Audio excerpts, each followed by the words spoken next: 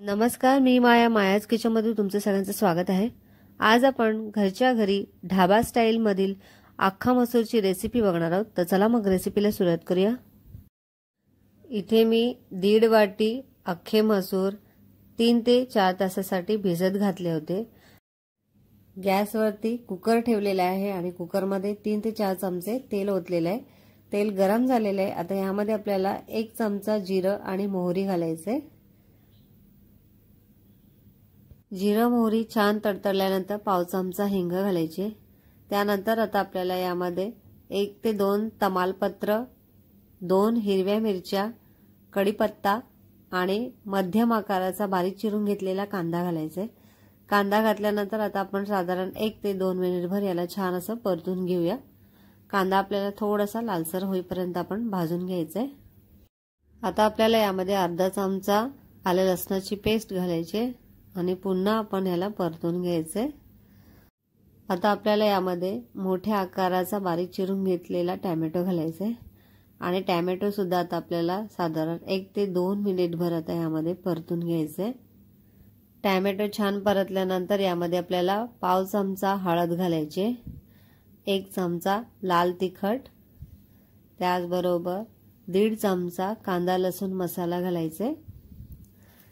या स्टेजला तुम्ही गरम मसाला सुद्धा वापरू शकता। आता चवीनुसार मीठ घालायचे आणि हे छान असं परतून घ्यायचे। आता हे मसाले आपल्याला साधारण 1 ते 2 मिनिटभर या तेलामध्ये परतून घ्यायचे।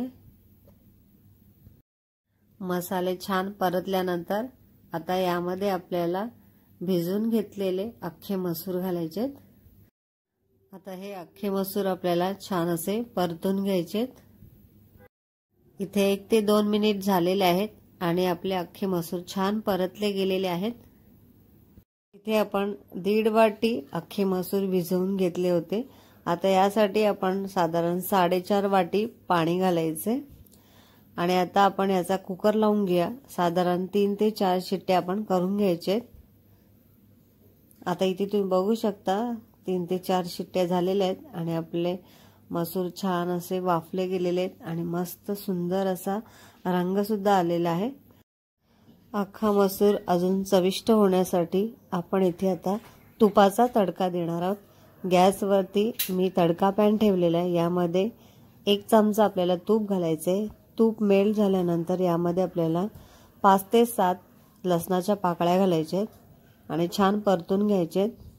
थोड्याशा लालसर होईपर्यंत परतून घेऊया आणि यामध्ये आपल्याला आता हिंग घालायचे। तयार झालेला तडका आता आपण अख्खा मसूरवरती सोडून घ्यायचा आणि मस्त असं सुगंध सुटलेला आहे।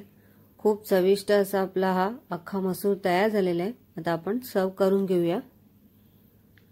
तर इथे तुम्ही बघू शकता झटपट अशी चविष्ट अशी आपली ढाबा स्टाईलची अख्खा मसूर रेसिपी तयार आहे। तुम्हाला ही रेसिपी कशी वाटली ते कमेंटद्वारे नक्की सांगा। व्हिडिओला लाईक करा, शेअर करा आणि बेल आयकॉनवर क्लिक करा जेणेकरून माझे नवनवीन रेसिपीचे नोटिफिकेशन तुमच्यापर्यंत पोहोचतील।